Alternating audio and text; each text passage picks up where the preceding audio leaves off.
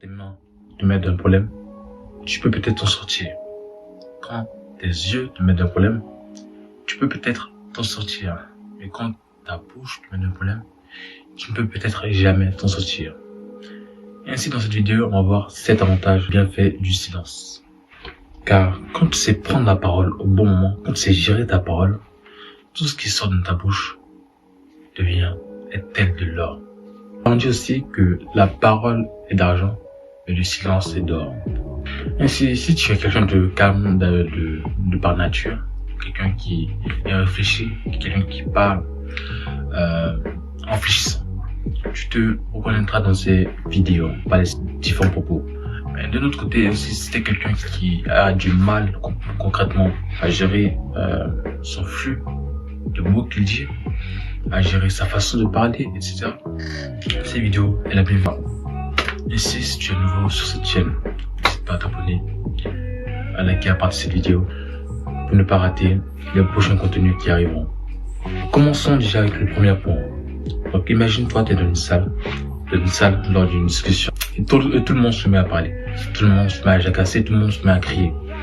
Et toi, tu es la seule personne, donc du moins l'une des seules personnes de la salle à se taire, à observer la situation. Car quand tu te tais, tu observes la situation, en plus de te connaître toi-même, tu connais les gens qui t'entourent. Et il faut se connaître soi-même avant de connaître les gens. Ainsi, tu as plus de capacité à comprendre ce qui se passe à l'intérieur des autres. Ainsi, si tu es la seule personne calme de la pièce, il y a vraiment beaucoup d'avantages à cela. Tu deviens une des personnes les plus charismatiques de la pièce, une des personnes tout simplement les plus respectées de la pièce, et ainsi la plus mature de celle-ci, ainsi que des avantages à ne plus en finir. Et si tu vois que tu es dans un environnement où il y a beaucoup de mouvements, essaie de prendre du recul. Essaie de prendre du recul afin d'observer ce qui se passe autour de toi. Ainsi, ta maturité augmentera à un certain niveau, à un tel niveau. Le deuxième avantage que tu peux trouver au silence, c'est que le silence te rendra plus mystérieux. En effet, on dit que pour être charismatique, il faut être silencieux, car les gens te percevront ainsi comme une personne maîtrisée.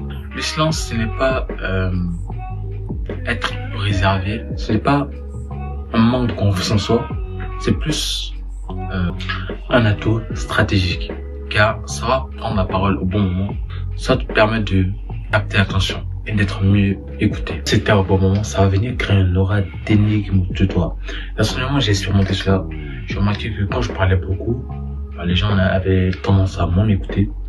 Tandis que quand je me taisais plus, quand j'observais plus, quand j'écoutais plus, là je voyais que les plus peu de mots que je disais avaient plus d'impact et étaient plus écoutés.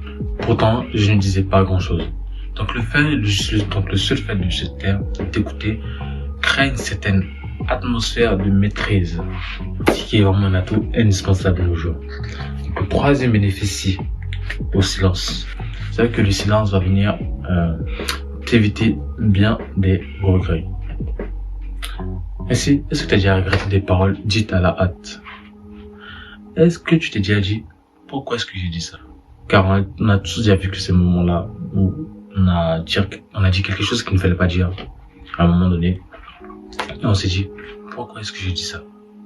Car une fois qu'une parole est sortie de ta bouche, il est malheureusement impossible de revenir en arrière. Ce qui est dit est dit. Ainsi, une petite histoire. Donc, il y avait deux amis qui étaient en discussion. L'un des amis a lancé une parole blessante à l'autre ami. Et ce qui s'est passé, l'autre ami est parti, s'est retourné et là ne lui a plus jamais reparlé. Et ça peut montrer à quel point un simple mot mal placé peut vraiment détruire une relation, même parfois aussi une vie, en brisant parfois des liens pour toujours. Ainsi, parfois le silence vaut mieux que des mots. Le quatrième avantage du silence que j'aimerais partager avec vous aussi, c'est que le silence est un outil de communication. Le silence n'est pas seulement qu'écouter, c'est pas seulement se taire, c'est de savoir quand et comment écouter. Car quand tu laisses les autres s'exprimer, quand tu laisses les autres déballer leur bagage, dire ce qu'ils ont à dire, ça crée une sorte d'atmosphère de confiance, de connexion sincère. Ou on peut dire aussi où chacun est libre de parler sans avoir une certaine crainte du jugement. Ainsi, quand tu es vraiment silencieux lors d'un débat, lors d'une discussion, ça te permet de capter les informations non-verbaux, des petits mouvements par-ci, par-là, que tu ne peux pas percevoir quand tu entends parler. Quand tu te tais, tu vas percevoir les émotions que les gens essaient de te faire comprendre. Et ça, les expressions non-verbaux sont aussi puissantes que les mots. On va prendre par exemple une situation de conflit où le silence c'est vraiment une des choses les plus importantes pour essayer de calmer un conflit, pour essayer d'empêcher des escalades, de faire, redescendre l'atmosphère sans aggraver la situation. C'est pas en discutant plus que vous allez aggraver les choses, non, c'est pas le silence. Ça peut aussi être superposé aussi au cadre professionnel où les gens qui ont le plus de silence sont perçus encore une fois comme des personnes matures, comme des personnes de confiance, encore comme des personnes sages et respectées. Donc que quand les gens parlent trop, quand les gens s'expriment trop, ça peut être une sorte de cage de faiblesse. Ça peut montrer un peu comme si t'as pas confiance en toi et t'as cette envie-là de t'exprimer. Les gens qui parlent moins, les gens qui parlent peu, ça montre une certaine aura. Le cinquième bienfait du silence selon moi, c'est que le silence va augmenter ta créativité. Là-dessus, j'ai jamais expérimenté ce fait qui est que quand tu es dans des zones calmes, par exemple quand tu es sous ta salle de bain, je sais pas, ou quand tu es assis tout simplement, c'est là que tu vas voir les idées qui vont venir viser dans la tête. Car l'esprit va venir se libérer des distractions extérieures. Quand tu te tais, tu es plus centré à l'intérieur. Par exemple, lors d'une promenade, lors d'une méditation, tu as ton esprit qui a l'opportunité de se recentrer. Afin ainsi de, recentrer, ça permet de clarifier tes idées, tes émotions. Ce qui va permettre de créer un terrain propice à des nouvelles idées, à des nouvelles créations, des nouvelles solutions créatives. Ce qui ici offre une bonne perspective ici afin d'innover. Car le silence, c'est pas seulement se taire, comme j'ai dit, c'est vraiment une façon de se connecter à son fort intérieur, type de perception de soi et de son monde intérieur. Car quand tu te tais, tu es bien plus susceptible d'augmenter ta perception, d'augmenter tes vibrations, afin d'accueillir en toi de nouvelles énergies et afin donc ainsi de créer. Ainsi, ce qui est relié directement, le silence permet de préserver ton énergie. Car quand tu vas venir participer à des discussions superficielles, tu vas voir que tu te sens vide. Notamment quand tu parles avec des gens qui sont des personnes qui monopolisent beaucoup l'attention. Tu vas sentir que ton énergie va être drainée. Que tu vas, comme si tu perdais un peu beaucoup de ton énergie. Et ça, comme j'ai dit, tu peux remarquer ça dans des discussions un peu superficielles qui deviennent rapidement drainantes. Ainsi, tu dois apprendre à conserver ton énergie et à ne pas t'engager dans des conversations inutiles. Par là, tu te dois de ne pas parler constamment. Savoir gérer tes pauses de parole. Ainsi, ce silence volontaire te permet de maintenir ton niveau d'énergie, mais en plus d'être plus concentré et efficace dans les tâches qui comptent vraiment pour toi. Car toute cette énergie, chaque conversation, c'est un peu comme un transfert d'énergie entre toi et ton interlocuteur. Donc apprends à bien choisir tes mots, apprends à donner de la vibration à tes mots et non à dire des mots comme ça au hasard. Car quand tu diminues de moitié les mots que tu dis, tes vibrations augmentent. Tes vibrations augmentent automatiquement. Le jour, les gens ne savent pas bien s'exprimer. Pourquoi je dis ça? Parce qu'ils disent tellement de mots qui ne sont pas nécessaires. Apprendre à parler de moitié, apprendre à dire ce qu'on aurait dit en une phrase, c'est une capacité vraiment qui devra atteindre un autre niveau. Et le septième et dernier point pour cette vidéo vis-à-vis du silence, c'est que le silence te permet de gérer tes émotions. En restant calme et posé, t'évites de répondre sous l'effet de l'émotion.